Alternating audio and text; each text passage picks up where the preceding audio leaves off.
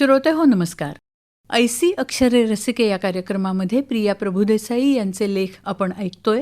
ठसा उमटवणारे चित्रपट या मालेमध्ये आजचा चित्रपट आहे शाळा. किशोरावस्थेचा काळ हा मुलामुलींच्या आयुष्यातील स्थित्यंतराचा काळ. तारुण्याकडे संक्रमण होत असताना शरीर बदलत असतं. हार्मोन्सच्या या बदलामुळे त्यांच्या वागणुकीत, भावविश्वात सुद्धा फरक पडतो. याच काळात शाळेची महत्त्वाची वर्षे येतात. त्यावर मुलांचं भविष्य अवलंबून असतं. उज्ज्वल भविष्याची स्वप्न पाहत असतानाच निसर्ग प्रेरणेनुसार लैंगिक जाणीवासुद्धा याच काळामध्ये जागृत होतात. शाळा हा सिनेमा कान्हेगाव गावातील 9वीच्या वर्गात शिकणाऱ्या 4 मित्रांची गोष्ट आहे.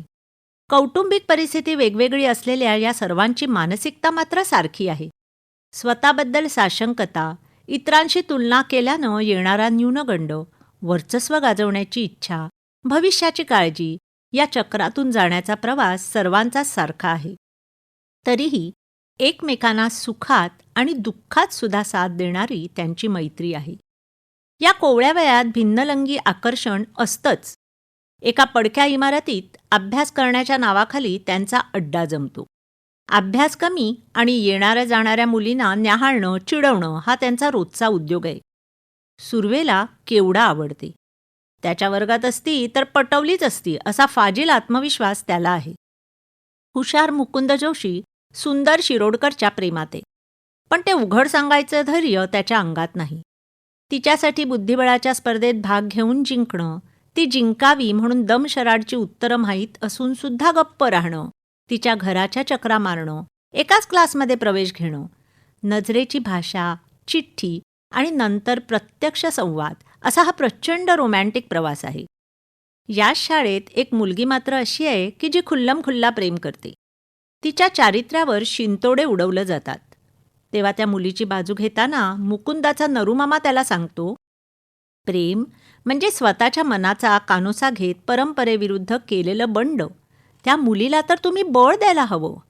मात्र जेव्हा त्याला परीक्षा द्यायची वेळ येते तेव्हा मोठ्या माणसांनी पसंत केलेल्या मुलीशी लग्न करतो आणि मुकुंदाचा भ्रमनिरास होतो. शाळेबाहेरील खऱ्या जगाची ओळख पटण्याची ती सुरुवात असते. आणीबाणीचा हा काळ. गावातील काही तरुण मुलांनी आणीबाणीला विरोध केल्यानं ती तुरुंगात आहेत आणि त्यांच्याबद्दल कुतूहल मिश्रित कौतुक असूनही आणीबाणीबद्दल या शाळकरी मुलांना थोडीशी माहिती आणि भरपूर भीती आहे. आपलं तेच खरं करणाऱ्या बेंद्रेबाईंना अनुशासन पर्व म्हणण्याचा खोडकरपणा मात्र त्यांच्या अंगात भरपूर आहे.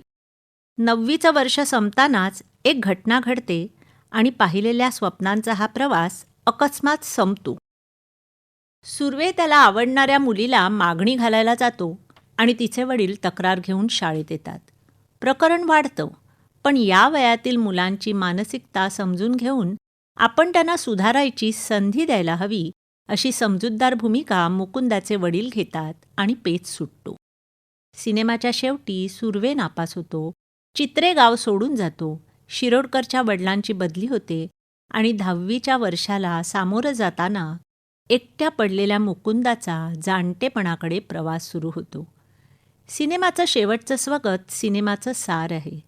शाळेत शिक्षक असतात, मित्रमैत्रिणी, त्यांच्याबरोबर केलेल्या गमती, शिकलेले विषय सर्व काही असतं, पण आपण नसतो.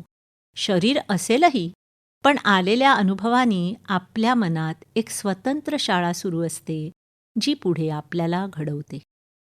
शाळा या चित्रपटाविषयी प्रिया प्रभुदेसाई यांचा लेख आत्ताच आपण ऐकला. ठसा उमटवणारे चित्रपट या मालेमध्ये. या कार्यक्रमाला निर्मिती सहाय्य केलं होतं पूर्वा राणे यांनी आणि सादरकर्त्या होत्या ज्योत्स्ना केतकर. आणि याचबरोबर ऐसी अक्षरे रसिके हा कार्यक्रम संपला. पुन्हा भेटूया उद्याच्या भागात. नमस्कार.